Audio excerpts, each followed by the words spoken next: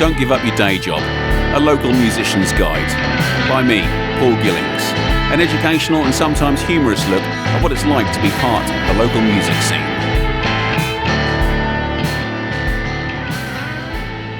Hello Millie, how you doing? Hang on. Hello. Can you hear me? There you are, I can see you. How are you doing? You all right? I'm okay. How are you? Yeah, I'm great. Thank you so much for joining me and doing this mad Zoom thing with me. Sorry I couldn't come and do it face to face. No problem at all. I understand you don't drive, and do you know what? I do need to get used to doing these. This is my very first Zoom podcast, to be honest. You're my first remote participant, so thank you so much for forcing my hand for me to do this, because otherwise I'd just shy away from it. You're welcome. Oh, thanks very much. So yeah, I don't know what you know about my podcast, probably not very much, but it's about my local music scene, and encompasses Norwich as well, which I understand where you're from. Yeah, well, it's where I live, yeah. That's where you live, okay. So I always thought how we know each other. Now, we don't know each other, but we do have a mutual friend in Mr. Trevor Yeo, that's correct? Yes.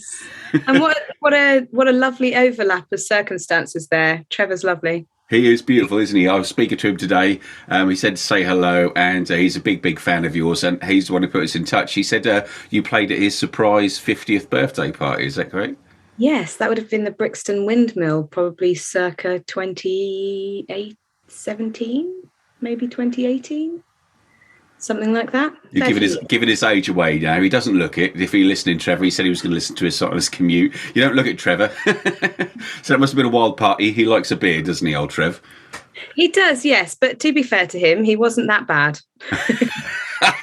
I'm not sure it's bad, but there you go. I'm just enabling my own alcoholism, which isn't always favourable. We shouldn't do that. So, but Millie, since I've sort of told a couple of bods that I'm going to be speaking to you, I compiled some questions and been checking you out, and you're doing amazing. I was just playing my 8-year-old daughter, some of your stuff, and because she's a big music fan in general, and we're absolutely loving it, and it's fantastic what you've achieved. We're really super impressed and think it's amazing.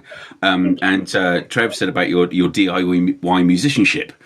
And so I asked my friend Darren Steger-Lewis, I told him I was meeting you, and he said, "Oh, can I ask you some questions?" I'm like, okay. And the two questions he's put to me are pretty much sum up everything I wanted to talk to you about today. Interesting. Okay. So is it all right if I just shoot these questions to you? Is that okay? Yeah, for sure. I will do my best to answer them. Fabulous. So Darren says, you've built yourself up from the local circuit, formed a band, had success both locally and nationally, touring with some big names. What advice do you have to young, talented, keen individuals who are currently solo? I don't think he's talking about himself, but he might be. I love Darren. Who are currently into pursuing a full-time career in a gigging band. How can they be successful? So let me just let me get this right, because that was quite a big. That was a big question. There was a lot of questions within that question. So who he's talking about is a young musician who's currently a solo artist, but they're looking to work with a band and build their success. That's right. I mean, there's several ways that you can do that, and my story is going to be different to everybody else's. I'd say the best way, really, the easiest way to do it, and lots of bands have done this and are incredibly successful, is get yourself a solid band when you're a lot younger, of people that you trust, who are really good friends of yours, and maintain those friendships in a well-managed and healthy way to keep those same people with you. That's not easy to do for a start, is it? To be honest, the bands I've been in. If you can do that, actually, school, it's fairly well known. And if you look at a lot of the bands that are successful in the industry, even at sort of my level and up to being household names, often they started as school friends and formed bands in college and things, and formed really tight friendships that they trusted and who worked well together and would work as a unit and as a business together. If we're talking about somebody who is a bit older, who has passed that school age and, you know, has tried several things as a musician like I did, then I would say the best way to start, which is the way I did, is first tour as a solo musician. Quite often you find that band members come along and say, I really like what you were doing. is there any way that you would like another musician or another few musicians to join you, and experiment with that. But I actually started with getting session musicians. I was lucky enough that I was in university, so I could use some of my student finance to fund having session musicians. But having session musicians meant that I could direct what I wanted to hear. So I was able to cultivate the music that I really wanted to hear from the get-go. And so if musicians weren't working for me in whatever capacity, I was able to say, well, this has been a great working relationship, but I'm going to get a different session musician because I'm looking for this type of sound. And from there, meeting lots of musicians that were then into what I was doing meant that I could form a band of musicians that were passionate about what I was trying to achieve sound-wise, that were like-minded individuals. So personally, that's the way I did it. I couldn't tell you the best way to do it because there's so many different variations on that, isn't there? Yeah, but there absolutely is. I think Darren was like I think he was perhaps asking for your particular take. There's no shortcut, is there? Yeah. But I think the one thing you must do is surround yourself with people that you absolutely trust, who are kind, not just talented, because you're going to need talent. You're going to need talent that are in your band. You're going to need people that are good at what they do. But you need people who are kind, who are trustworthy, and who are supportive, and who have that same goal and vision in mind, because otherwise it is going to fail. I think that's absolutely the best piece of advice I think I've ever heard in my entire life, because I've had this conversation with guys about putting bands together and what it's like, and some people would quite often sacrifice talent or have a talented person rather than somebody they liked or trusted. And I think I know that you're absolutely right. My favourite bands and the most successful bands are, not even most successful, the guys that create the best music and have longevity are friends from the start. I mean, one of my early big favourites is U2. And them guys, through thick and thin, not even a band lineup change, because they got together and decided they would trust each other. I mean, I've had lots of band changes. And some of those reasons is because I didn't have that advice for myself to begin with. And so I settled with musicians who either didn't have the right vision or weren't very good people. And I ended up getting hurt a lot. I ended up not being able to create the music that I really wanted to create. But these days, the last person that has left my band was with me for 8 years.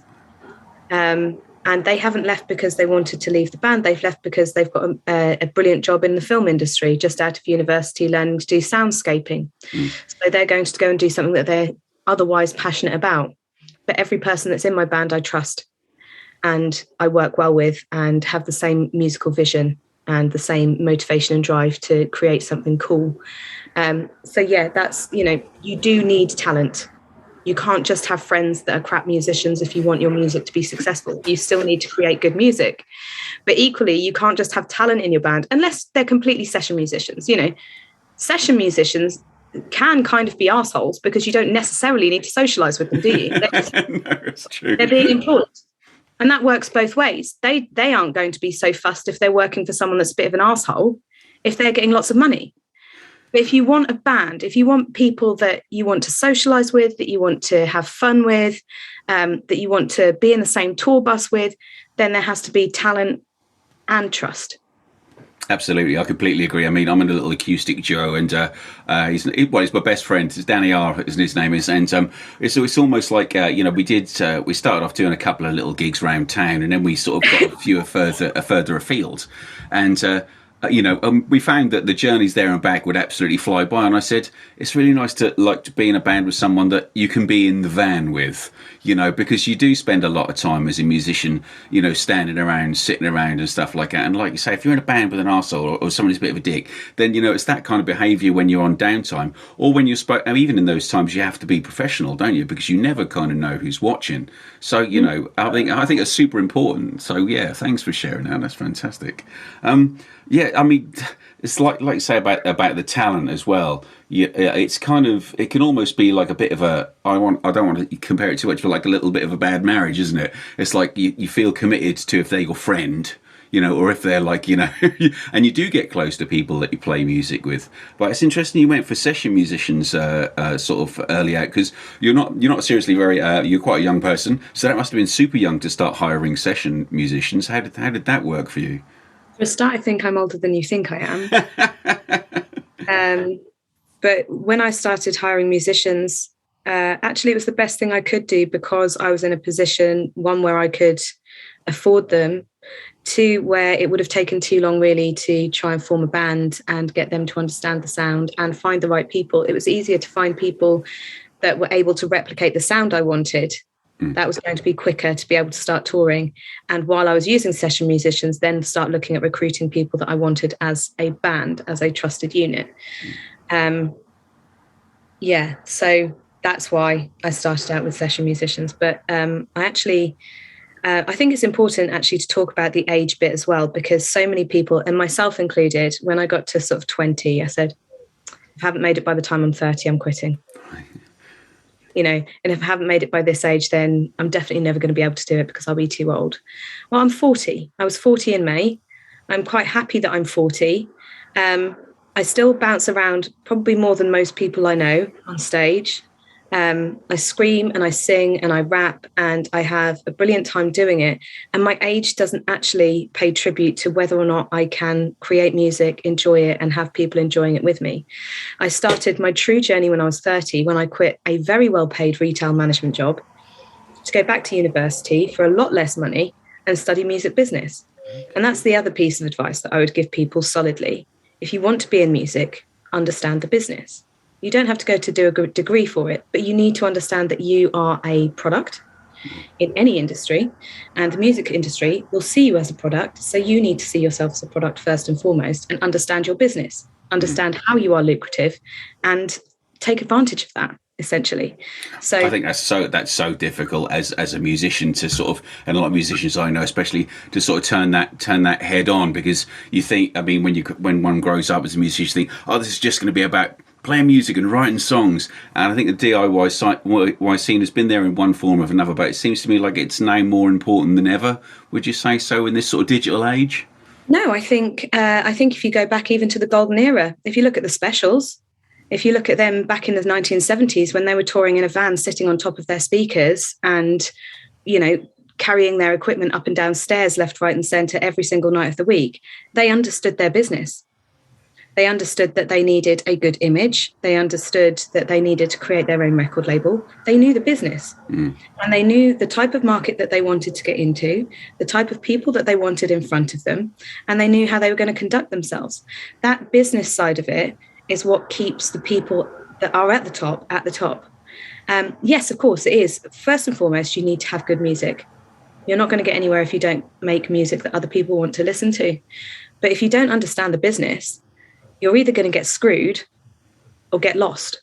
Yeah, no, I completely agree. I don't think that's so obvious to so many young people, but you're absolutely right. It is imperative, and something that I've come to sort of learn. And one of the many reasons I started this podcast, apart from just to hang out with other musicians and talk about music and stuff, is because it's why I wanted to help people and, find out from other people, knowledgeable pods like yourself, about how we can go about conducting ourselves better and turn it into a living and stuff like that. If I can ask you, Darren's second question. Well, I say second. There was about 4 in that first one, wasn't it? It was quite a complex question. Yeah, he's a complex kind of guy, Darren. I love him to death. He's also asked. He says, "With success comes sacrifice. What is the hardest thing about life on the road, and what is the hardest thing you've had to give up in order to pursue your dream?" He'd like to know. Well, I don't think there is anything so far that I haven't sacrificed. Really? I've sacrificed places I've lived. I had to rehome my cats at one point, which I've never forgiven myself for. I couldn't rehome my cat. She's 16. I wouldn't move her. I've lost friends. I've lost relationships. I've sacrificed jobs. Literally moved towns. I have, up to this point, I have been willing to sacrifice anything and everything. You've got what it takes, then, haven't you? Really, it's that drive, isn't it? More than anything else. The thing is, and I don't think it's just about music. I think if you really have a vision to get something, I think there comes a point where you no longer have to sacrifice everything. And I'm lucky enough, I'm very lucky to be in a position now where I don't have to sacrifice everything. And I get to make a few more decisions about what I get to keep, what I get to do and don't do, because I'm able to say I have a good team now, not just with my band, but having a booking agent, having a band manager. Those kind of things have given me extra liberty. But to get to here, I have had to sacrifice everything to be completely determined and pretty much hyper-focused on that one goal of making my music work for me.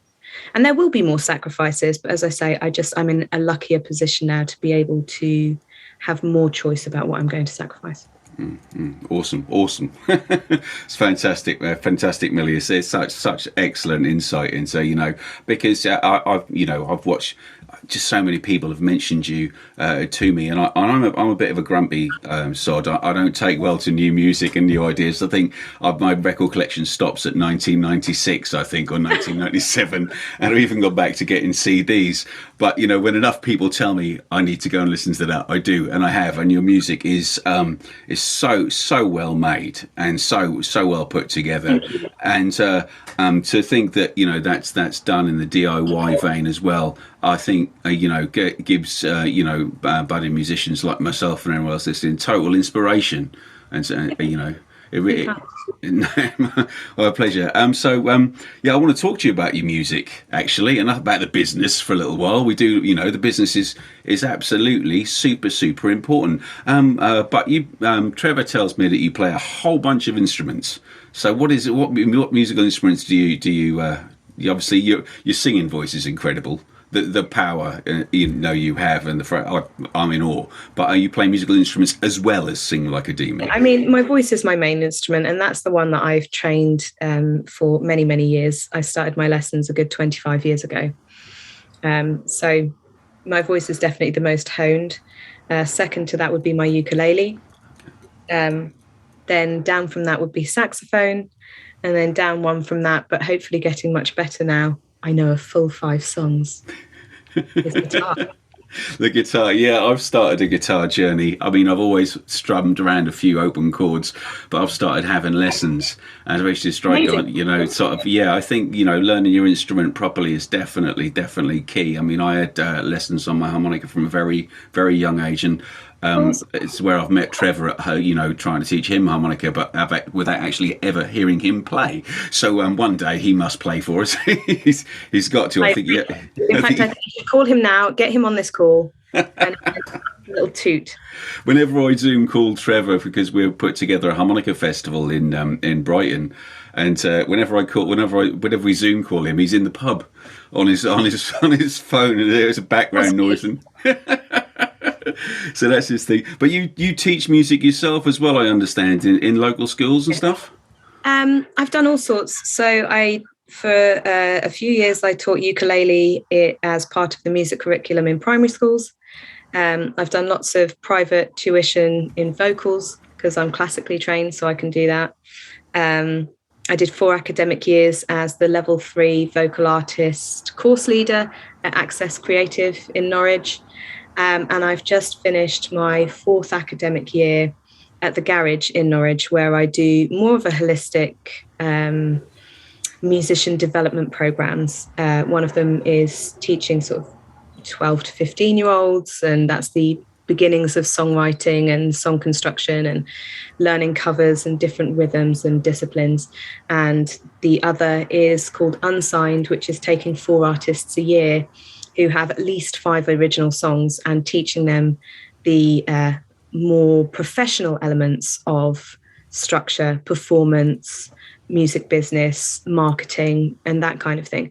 And I'm hoping to go back to do that again in September. So where does your passion, where does your love for music come from? Early years, sort of, parental influence and stuff like that. What were you listening to as a kid? Oh, yeah, it's definitely, my parents have had a massive influence on me. But I mean, my mum will tell you I was singing in my high chair through my food. So music's always been kind of ingrained in me.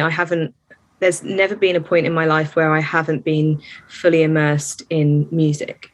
I had my first instrument at 5. I tried piano, went on to clarinet at 7, and so on and so forth. So just kept, I got grade 5 in clarinet when I was 11. Forgot about that one, sorry. I forgot about all these instruments that I play. My word, well, you do play a fair amount of them. It would be, we forgive you for forgetting which ones you do and don't do. Yeah, and if you remember any more throughout the course of this conversation, just feel free to blurt them out. It's fine. Yeah. But yeah, my mum, when we were kids, would collect, do you remember those subscription magazines you got as a kid? You'd go every week to the post office and you'd get your magazine.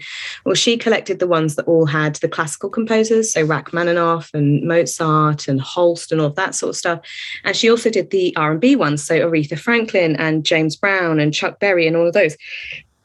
So we had all of these CDs available to listen to, which I did regularly. I'm still a massive fan of Holst's The Planets for a start, but also until I found out that he's a total pedo, I really liked Chuck Berry. So that was an unfortunate turn of events. Then my dad, he was what was called by HMV, this is a particular term from HMV in sort of the early 2000s, they would call my dad a £30 a month dad. So these sort of 30 to 45-year-old men usually would go on payday and spend at least 30 quid on the new albums. And that was my dad. He was very much that person. And so from 1990, I was getting introduced to Cypress Hill, Red Hot Chili Peppers, The Prodigy, and old school stuff like the Sex Pistols and the Ramones and the Specials and Madness, and just so many different bands, Kate Bush, The Levelers, everything and anything. My dad was really into so many different types of music. I've got his Marillion vinyls behind me, so and Jimi Hendrix and the Shadows. And the Shadows. Now, the Shadows were an early one on me, definitely. I'm so glad you said them. I had the length and breadth, really, of music genres at my fingertips and in my ears from such an early age that I couldn't help but grow up to be really eclectic in the music that I love. And I think that comes out in a lot in the way that I write. Every song that I write, it's never just like this one straight genre. It's got something else in there. And it's not like I mean to. Sometimes I go, I'm going to write a funk punk song today. But most of the time I'm writing and it's just a mishmash. I've got to say, there isn't. They don't sound. Your songs don't sound very contrived. I mean, they sound very eclectic and very just whatever comes out.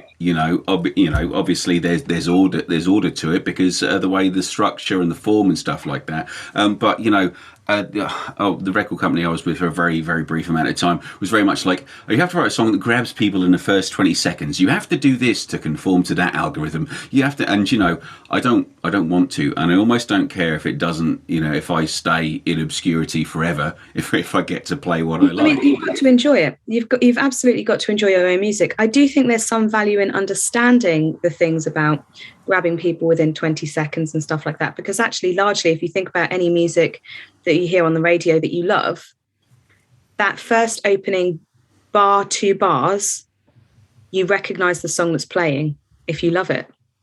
And so actually even less than 20 seconds, you need to grab someone in the first 2 to 4 bars of a piece of music if you want it to be in the commercial realm.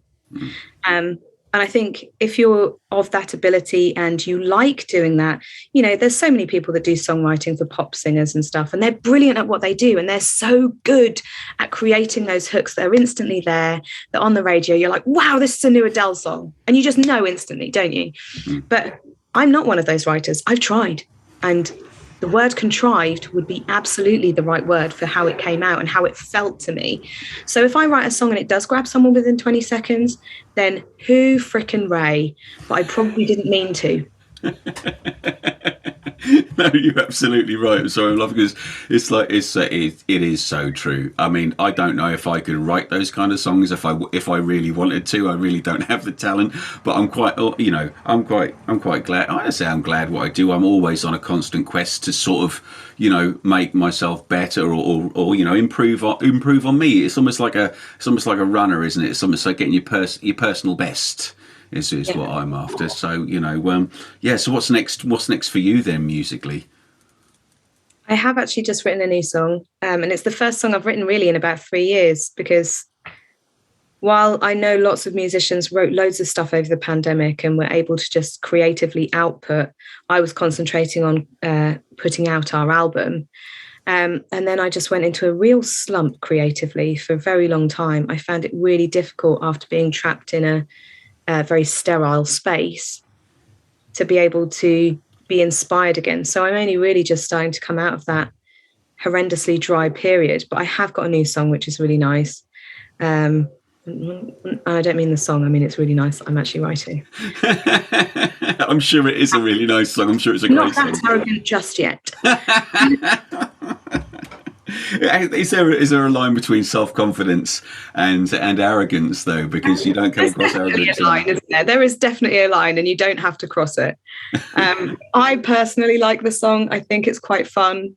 And the people that have got to hear it so far have enjoyed it, so I'm really pleased about that. But I'm hoping that this is a sign that I'm coming out of that kind of creative slump, and that I'm going to be writing. We would like to put out a second album in the next year, and I don't mean by the end of this year. I mean within the next rolling year, we would like to put out an album.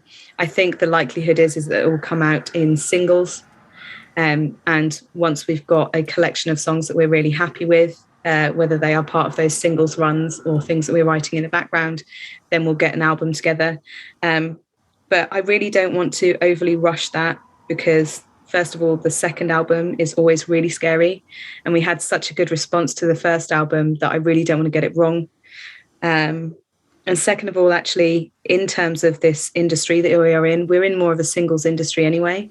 So while I would like there to be a collection of songs, because there are people that still value that collection of songs, that physical vinyl and the CD and the merchandise that comes with it and the tour that comes with it, actually, I think this time around, I'd rather release more singles before the album comes out, so that we just perpetually are putting out something and giving people something fresh every couple of months. I mean, yeah. I mean, it takes a while to record an album. It took me a year to do my last one, and I kind of saved them all up, so it looked like I did nothing for a year and then blurted out 12 songs. Whereas, my instinct was, oh, you've made a song, release it. It makes sense, and it's not just for a business standpoint, because that's what the industry or the listeners kind of like, being drip fed a song at a time and stuff like that. It's because that's literally how we create, isn't it? Yeah, exactly. Yeah, so I mean, I don't personally see, any issue in that. I do, however, got to agree with you. I do love an album. I do love a connection of songs. I do love the way that they've been structured for me by the artist as the playlist there. I do find that track 7 on any album that I pick up is more or less the most interesting one, because, album opener, kind of it, or you grab your attention towards there, and the end track. I'm trying to remember what track 7 is on our album. I'm generalising. I mean, but as a friend of mine had a theory of that, so I kind of tested it. I know, but now I'm wondering what ours is and whether or not it's interesting. Oh, really? Because it's one of those ones that either that is not at the peak of the album in the middle, and nor is it on the end, sort of, a big farewell or nothing. So it's kind of one that they might tuck away. That sort of part of the storytelling. It's like an integral part of that mid-range of the story that doesn't necessarily need to be a peak of the album, but something that is connective tissue to the rest of it. Absolutely. You see, you're getting into the ethos of the track 7. I love it. No, that's awesome. That's fantastic. So I'm so glad that you're still producing. I mean, I want to pick up on something you said about that your dry spell was you described it as horrendous, and I kind of know what I think I know what you meant by that. But do you see sort of because I feel I get to a point whereby, because I do find it quite, emotionally exhausting sometimes and stuff like that. Like there's a little bit of and they used to call actors were resting; they weren't unemployed. So, do you think it's good to sort of, embrace those down times, those quiet times, and sort of, not necessarily look for inspiration, but just allow it to sort of flood onto you? For sure. I mean, I didn't struggle with it in that I didn't try to force myself to write. I just didn't write. Because I am of the opinion, certainly for my inspiration, when I get some creativity going on, I grab it and I run with it. If it turns out bad, that's fine. But as long as I've taken the opportunity, if it comes along, to write down whatever I'm doing or voice note whatever I'm doing. But with the 2-3 years where I didn't write, the first entire year, I was promoting an album, and I was having a lot of fun with that. And connecting with my fans in a completely different way, with live streams and charity runs and all sorts of things, which enabled us actually to have a much better album tour when we came out of the pandemic, because people already knew all of the words and everything, and they were really excited to hear the album live. So it was a completely different vibe. And then the last 2 years, I've been touring solidly.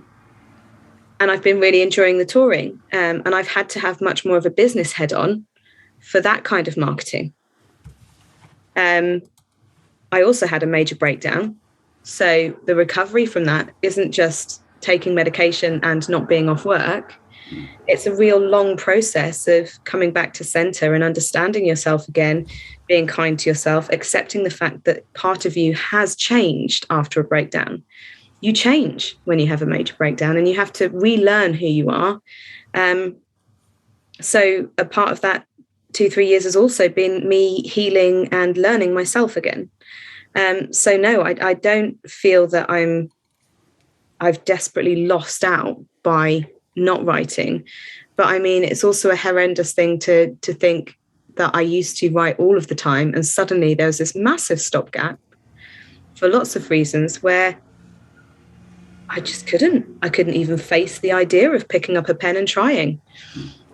So for me to be able to write a song quite easily over the last few weeks has felt really good. So yeah.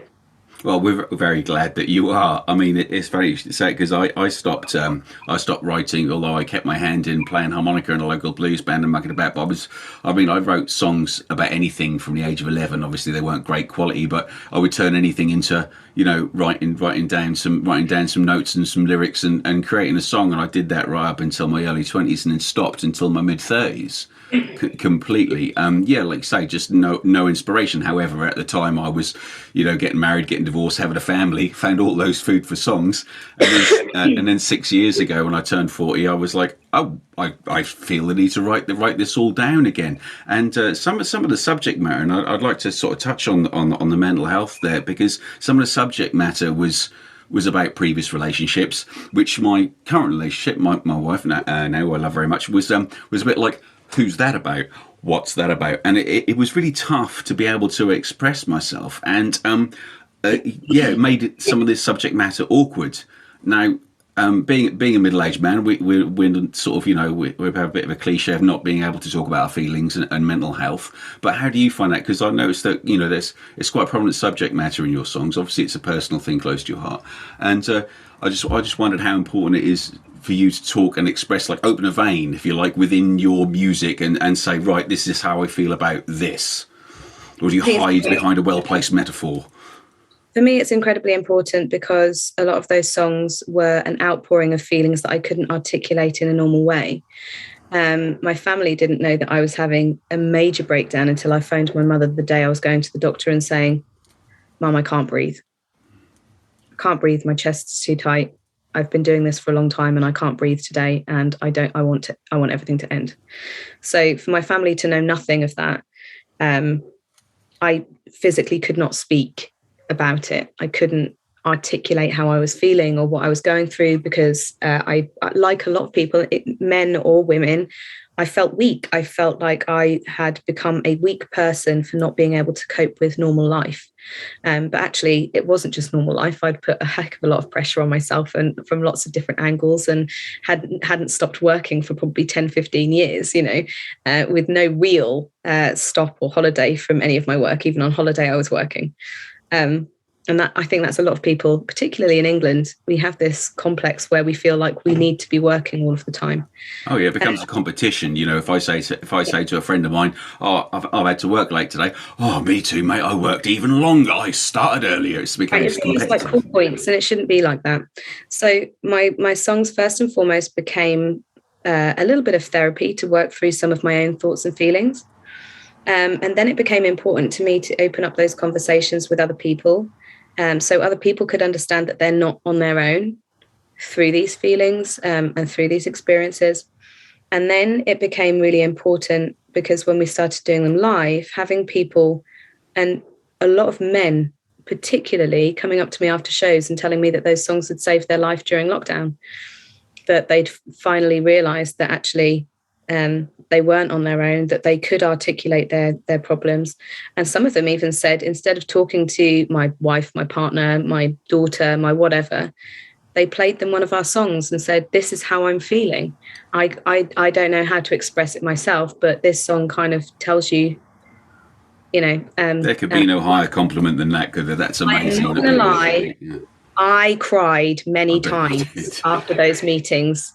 And even with those people, when they were crying, I was crying, and it was messy. It was very moist.